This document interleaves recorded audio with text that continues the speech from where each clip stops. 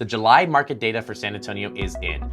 Every month, the San Antonio Board of Realtors provides the information based on their MLS system of what data looks like in the San Antonio area. Let's jump in and hear about how things went in July. So starting with days on market, it's crazy because days on market are ticking up. The average across the whole system was up 16% year over year in July, averaging 74 days on market. What that means is that's how long it's going to take somebody listing their house for sale before realistically it's going to be under contract. The next thing is the price per square foot.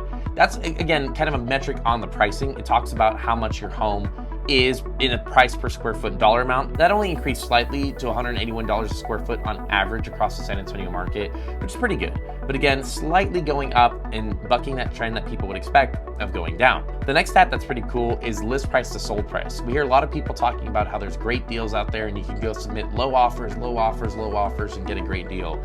Well, according to this, the average list price versus sold price was 93.9%, which means that on average, buyers are actually only getting less than a 7% discount off of the list price that you see a home go live with. So if you're waiting to expect to get 15, 20% off, that's not happening here. 93.9% average across the whole market. Now here's a really big number. How many months of inventory are currently for sale? Over 6 months of inventory this month, 6.12 to be exact, and that's crazy.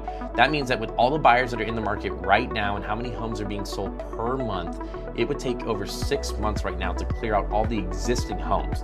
And as more sellers go on the market, that number is actually going to continue to rise. So that's where you can start to see, again, that little bit of that glut there of inventory where homes are starting to sit on the market, which will again drive some of these other numbers down over time. Then another one here is the rental. A lot of people are talking about rentals in the San Antonio area and how expensive they've gotten, and they're not wrong. The average rental across the whole market was about $1,900 in the month of July, which means that truly pretty much everybody's paying almost $2,000 a month on average for rent in the city of San Antonio. Last but not least, average price of the market. A lot of people always want to know, again, what does pricing look like in these metro areas? San Antonio's average price in July was about $401,000 across the board. So again, significantly less than some of these big metro areas where you're still north of $500,000, but we are definitely on the rise. Just a couple years ago in San Antonio, you could get a quality home for about the mid to low 300s, and now that number again has creeped over the $400,000 mark due to rising costs and inflation across the board. So these are the stats for July, San Antonio area. If you have any questions on this data or you want to know more about real estate, whether you're an owner-occupant,